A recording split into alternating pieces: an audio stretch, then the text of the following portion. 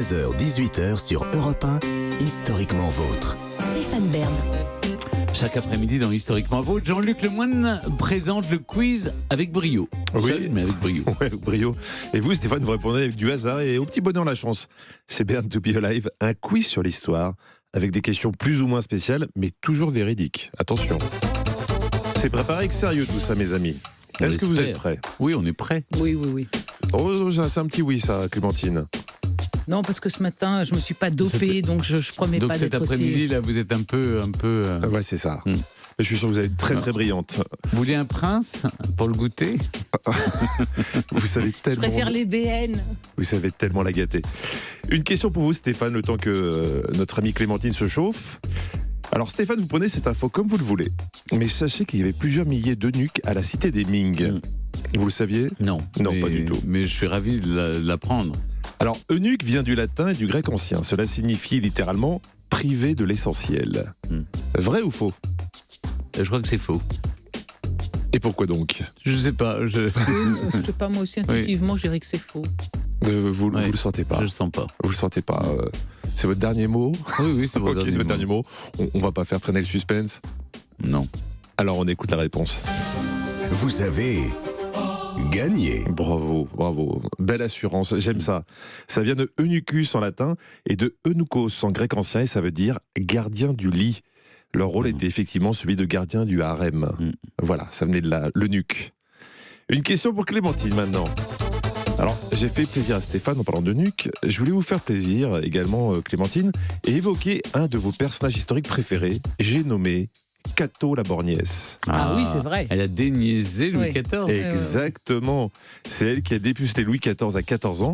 Et pour ce service rendu, on lui a offert entre autres l'hôtel de Beauvais. À la fin de sa vie, elle est ruinée. Elle vend son château. Geste classe, Louis XIV le rachète et lui redonne. Vrai ou faux? Non, pas du tout. En fait, elle, devenue vieille et beaucoup moins sexy, d'abord, elle a dû commencer à payer ses amants et elle a fini par être en effet obligée de vendre son hôtel rue François Miron, où son souvenir est évoqué par d'abord son visage et par une alternance de béliers et de lions. Les béliers, c'était son nom, elle s'appelait Catherine Bélier, et les lions évoquent Louis XIV. Et le personnage qui est évoqué dans cet hôtel particulier, c'est un petit garçon qui a séjourné là lors de son premier voyage à Paris et qui s'appelle Wolfgang Amadeus Mozart parce que c'était devenu la légation autrichienne à Paris. Donc elle ne il est l'a vraiment pas. connu ce Mozart? Moins que Cato la Borgnesse, en tout cas, bibliquement, il est moins connu par Louis XIV que Cato la Borgnesse. Mais non, je crois qu'elle a sombré. Son mari a été fait, comtesse, me semble-t-il, ou baronne peut-être. Et son beau-père a été désigné comme patron des responsables des chasses royales, alors qu'il n'était quand même pas pour grand-chose dans le dépucelage de Louis XIV par sa belle-fille. Mais je crois que sur ses vieux jours, elle a perdu son hôtel particulier. Mais vous ne pensez pas que Louis XIV lui a racheté et lui a redonné? Non, je ne pense pas, non. Non, vous ne pensez pas. On vérifie. Vous avez perdu. Alors là, vous avez je suis vous avez navré. entendu parler de ça, Stéphane, que Louis Non, mais XIV lui a j'étais racheté? sous le charme de votre explication. Mais Je vais vous dire la même chose. Et j'ai presque envie de lui donner le point tellement c'était brillant. Oui. Même Mais si vous c'était avez une faux. mauvaise réponse, parce que tout. C'est un peu comme Mais les c'est pas- scientifiques. mais c'est vous pas voyez. vrai, cette C'est des histoire. scientifiques qui sont brillants Voilà. et qui pourtant font des bourdes. Ben voilà, Oui. ben Je crois que c'est c'était ça. une illustration de ce que vous avez Mais fait voilà, juste c'est avant. ça, c'était délibéré, vous l'avez Bien compris. Non, mais sûr. vous m'étonnez beaucoup, hein. Ça, excusez-moi, je suis été très péremptoire sur cette réponse. Écoutez, parce que les il me 5 semblait bien connaître la réponse, mais Les 52 historiens qui travaillent sur ce quiz ont confirmé cette information. À 70 ans passés, Cato la Borgnesse continue de se rendre à Versailles. C'est elle qui a initié Louis XIV au plaisir charnel. Et avec une quarantaine de maîtresses, on peut dire que les leçons ont été bien retenues. oui, mais je pense que votre histoire non, je pense pas que Louis XIV lui a racheté l'hôtel François Écoutez, Miron. Elle avait plus un sou, et moi je tiens ma source de Hilleret et le nôtre qui était bien documenté. Je sais pas où notre Mister Quiz a trouvé ça, mais respectez Mr. Quiz. s'il vous donnez-moi plaît. le point quand même là pour mon petit déjà sur un développement autre, Vous n'allez pas extrêmement. vous humilier à réclamer un C'est point. ça. Ah, C'est mais lui qui vient de me proposer de me le donner, C'est ça. Stéphane. Eh oh. S'il vous plaît, pour bébé. Oui. Question 3 pour Stéphane. 1792, c'est l'invention du divorce. En 1816, on l'interdit, car considéré comme un poison révolutionnaire. En 1884, il est possible en cas de sévices, injures graves ou peine infamante. Sous quel président le divorce par consentement mutuel sera adopté? De Gaulle, Pompidou, Giscard ou Mitterrand? C'est très récent. Et oui, je pense aussi. Ah oui, c'est récent. J'irais Ouais. Mitterrand, Oui. je pensais même Chirac, pour tout vous dire. Je dirais Mitterrand, mais c'est très récent. C'est très récent, Ouais. vous dites Mitterrand. On écoute la réponse.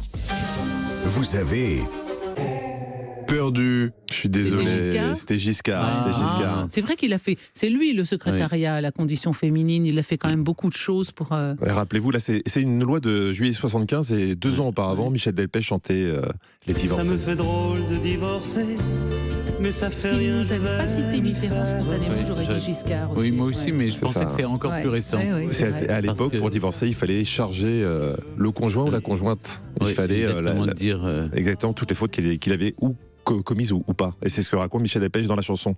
Sinon, depuis janvier 2017, plus besoin de juge pour prononcer un divorce. Oui. On avance. On Et avance parce que oui, c'est vachement bien. de quoi? De divorcer? Ah j'en bah sais nous, rien, on n'est pas non. pour, nous. Non, jamais. Jamais. J'ai l'impression que c'est un sujet sensible ici.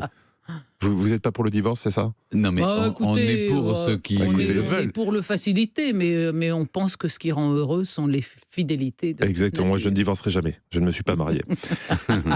Oui, vous y venez C'est aussi. pratique comme ça. Alors, Clémentine, pour vous, Guillaume Tell a inventé une petite machine qui envoyait des morceaux de bois en l'air sur lesquels on pouvait tirer à l'arbalète, comme un baltrap. Vrai ou faux? L'histoire de Guillaume Tell, c'est Stéphane, si je ne m'abuse, l'histoire originale, ça se passe au Ça se passe en Moyen-Âge. Suisse, au Ça se passe en Moyen-Âge, Suisse, c'est pas au XIIIe ou XIVe siècle. Vous Est-ce que maîtrisez vous l'accent pensez que- suisse? Très mal. Est-ce que vous pensez que Guillaume Tell a pu inventer le baltrap? Un peu. Cela Ouais, dit, c'est ça. C'est une petite machine qui envoyait des morceaux de bois et on tirait dessus à bah, l'arbalète. pourquoi pas? Parce qu'après tout, le trébuchet, comment appelle-t-on ces machines, toutes ces armes de jet, et même l'arbalète d'ailleurs elle-même est une arme de jet. C'est pas. Est-ce qu'il aurait pu inventer ça? J'ai quelques doutes quand même. Mais pourquoi poserait-on la question sinon? C'est ça. Hmm. Peut-être parce qu'on est vicieux aussi. Hein. Alors, Guillaume Tell a-t-il inventé la machine qui envoyait des morceaux de bois en l'air? Non. Non? Vous dites non. On vérifie. Vous avez gagné. Et elle égalise. Bravo, Clémentine. Sur le fil. Alors, écoutez, Guillaume Tell n'a jamais rien inventé et pour cause, il n'a jamais existé.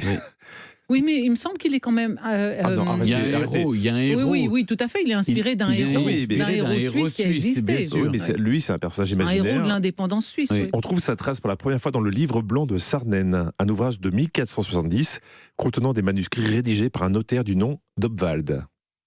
Voilà. Ça, c'est un détail que nous retiendrons. J'espère bien, parce que vous serez interrogé dessus. Le Faites nom du attention. notaire. Il va falloir une question pour vous départager. C'est la question numéro 5. Le 26 juillet 1793, une loi est votée. Elle visait les accapareurs.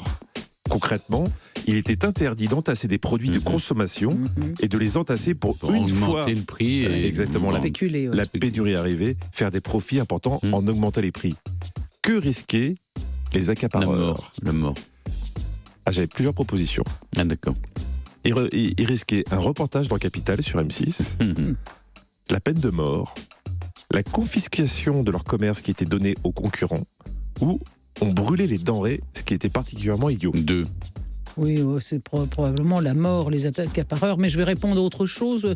Donc la troisième, c'était. On leur donne 3, on leur donnait aux concurrents. Non, ça me paraît Ou on pas brûlait. tenir debout. Non, on les brûlait pas, on manquait de tout, on brûlait pas des denrées vivrières. Alors, il vous reste le absolument. reportage sur Capital. C'est à vous de voir. Bon, je réponds la mort comme Stéphane, mais comme j'ai répondu après lui de toute Exactement. façon. Toujours premier, toujours le plus rapide, c'est Stéphane. Et c'est une bonne réponse. Bravo, Stéphane. Merci. Ah, j'ai senti une belle assure. Vous connaissiez l'histoire. Oui.